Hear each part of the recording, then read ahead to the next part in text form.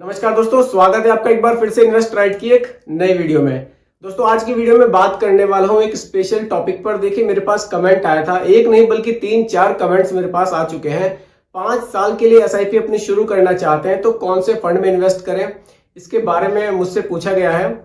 देखिए दोस्तों, पहले तो मेरा सजेशन ये रहेगा कि आप 5 साल के लिए एसआईपी शुरू ना करें। आप कोशिश करें एसआईपी को 10 साल से 15 साल 20 साल थोड़ा लॉन्ग टाइम के लिए एसआईपी को चलाएं, तभी वहां आपको ज्यादा प्रॉफिट देखने को मिलता है।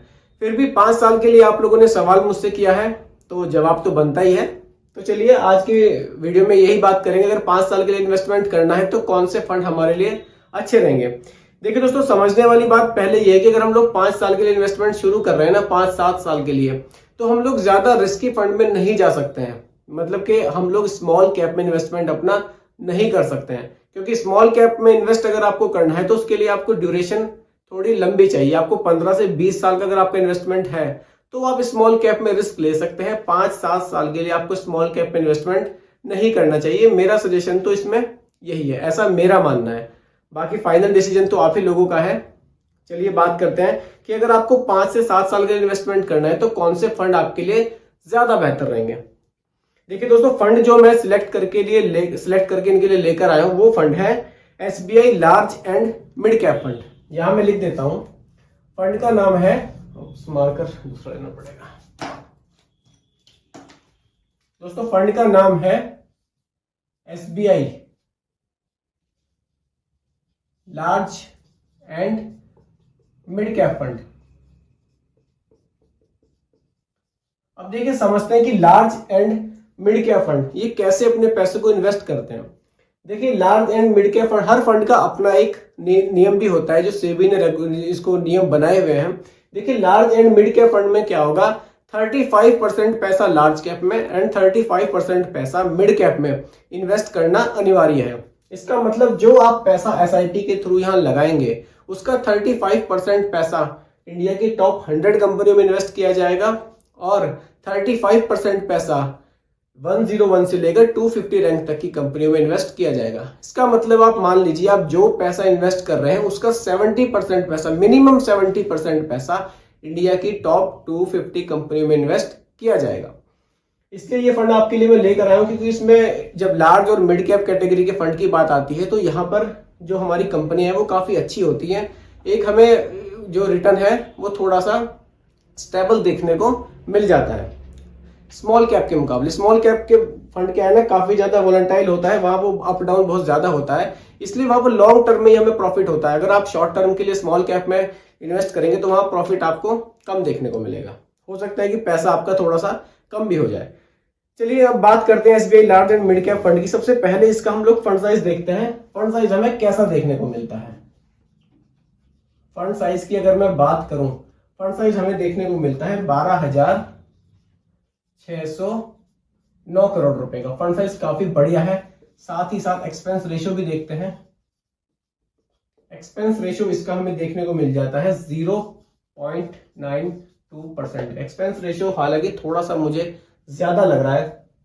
चलिए आगे बात करते हैं इसकी होल्डिंग्स की। अब हम लोग इसकी होल्डिंग्स देख लेते हैं। देखिए मार्केट कैपिटलाइजेशन के हिसाब से अगर मैं होल्डिंग्स की बात करूं मिड कैप में, देखिए मैंने आपको बताया ही था अभी कि इसमें 35% पैसा इन्वेस्ट करना अनिवार्य है large and mid cap fund में। इन्होंने क्या किया हुआ है कि मिड कैप फंड में 40.24% पैसा इन्वेस्ट किया हुआ है और लार्ज कैप में 40.12% पैसा इन्वेस्ट किया हुआ है और स्मॉल कैप में 13.44% पैसा इन्वेस्ट किया हुआ है। देखिए मैंने तो आपको 70% ही बोला था कि इंडिया की टॉप 250 कंपनियों में इन्वेस्ट होगा। इस फंड में आपके 80% से भी ज्यादा पैसा इंडिया की टॉप 250 कंपनियों में इन्वेस्ट किया जाएगा। इसलिए आप समझ ही सकते हैं कि रिस्क इसमें आपको कैसा देखने को मिलेगा। इसमें आपको जो रिटर्न है वो काफी अच्छे देखने को यहाँ मिल सकते हैं। तो होल्डिंग्स कुछ इस तरह से है। बाकी आप कंपनी वाइज अगर होल्डिंग्स में आप लोगों के साथ शेयर करूं वो भी काफी बढ़िया है इस फंड की, वो भी मैं आप लोगों को बता देता हूं। देखिए कंपनी वाइज अगर आप देखेंगे तो आईसीआईसीआई बैंक में, एचडीएफसी बैंक में, इन्फोसिस लिमिटेड में, HDFC assets management company limited, ITC limited में काफी बढ़िया बढ़िया जगह पैसे को इन्वेस्ट किया गया है। चलिए रिटर्न्स की भी बात कर लेते हैं। देखिए रिटर्न्स की मैं बात करूंगा पिछले 10 साल में, पिछले 10 साढ़े 10 साल में ओवरऑल जो रिटर्न इस फंड ने बनाकर दिया है। अगर आप लोग अभी रिसेंटली लास्ट 3 ईयर के लास्ट 5 ईयर्स के रिटर्न देखेंगे तो वो काफी आपको अच्छे देखने को मिलेंगे, लेकिन हमें एवरेज रिटर्न देखना है कि पिछले 10 साल में क्या हमें एवरेज रिटर्न अभी तक मिला है। उसकी अगर मैं बात करूं तो वो भी दोस्तों हमें काफी बढ़िया देखने को यहां मिलता है। वो मिला है हमें 17% का, हालांकि 17% से भी थोड़ा सा ज्यादा है, 17.18% है, फिर भी 17% का एवरेज रिटर्न यहाँ अभी तक हमें देखने को मिला है। चलिए बात करते हैं एसआईपी की। अगर आप इसमें एसआईपी अपनी शुरू करते हैं, देखिए मैं मान के चलता हूं कि आप कम से कम 5,000 रुपए पर मंथ की एसआईपी यहां शुरू करेंगे। ड्यूरेशन अब 5 ईयर ही रखनी पड़ेगी, क्योंकि 5 ईयर्स के लिए ही आपने मुझे बोला है। रिटर्न जो एवरेज रिटर्न हमें मिला है 17% का, वो हम लेकर चलेंगे। तो दोस्तों इन्वेस्टमेंट आपका यहाँ टोटल कितना होगा, इन्वेस्ट जो आपका यहाँ पैसा होगा वो देख लेते हैं कितना होगा।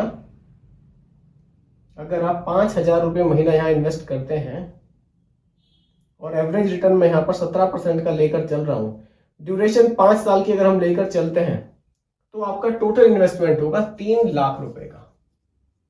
और जो फाइनली वैल्यू बनेगी ना दोस्तों, वो बनेगी 4.74 लाख। ये वैल्यू बनकर आ रही है। लेकिन अगर आप यही देखिए ड्यूरेशन कम होने की वजह से रिटर्न आपको थोड़े से यहाँ कम दिखाई दे रहे होंगे। यही अगर आप ड्यूरेशन को 5 साल से बढ़ाकर 10 साल कर दें, 5 साल से बढ़ाकर 10 साल कर दें, तो यही वैल्यू आपकी 10 साल अगर आप इसको कर देते हैं तो 15 लाख बन जाएगी। इसीलिए मैं आपको बोलता हूं कि जब भी आप एसआईपी में इन्वेस्टमेंट करें तो थोड़ा सा ना ड्यूरेशन को आप ज्यादा रखें। इसीलिए एसआईपी को टाइमली स्टार्ट करना बहुत जरूरी है। इसीलिए मैं आप लोगों को वीडियोस में बताता भी हूं कि देखिए अगर आपने कोई एसआईपी शुरू नहीं की है, एक एसआईपी आप लोग अपने टाइमली जरूर शुरू करें, तभी आपको बड़ा प्रॉफिट यहां देखने को मिलेगा। तो दोस्तों ये आज की वीडियो थी जो SBI large and mid cap fund के बारे में मैंने बनाई थी। अगर आपका गोल भी 5 से 7 साल का है, आप लोग कम ड्यूरेशन के लिए इन्वेस्ट करना चाहते हैं, तो आप लोग भी इस फंड के साथ जा सकते हैं। होल्डिंग्स फंड की बहुत अच्छी है, रिटर्न्स फंड के पास्ट में बहुत अच्छे रहे हैं। होल्डिंग्स को देखते हुए हम आइडिया लगा रहे हैं कि हाँ फ्यूचर में भी हमें अच्छे रिटर्न्स जरूर मिल सकते हैं। दोस्तों फंड आपको कैसा लगा कमेंट्स में जरूर बताइएगा। वीडियो अच्छी लगी तो लाइक शेयर जरूर कीजिएगा, और इसी तरह की वीडियो आगे भी देखने के लिए आप सब्सक्राइब जरूर कीजिएगा इन्वेस्ट राइट को। धन्यवाद।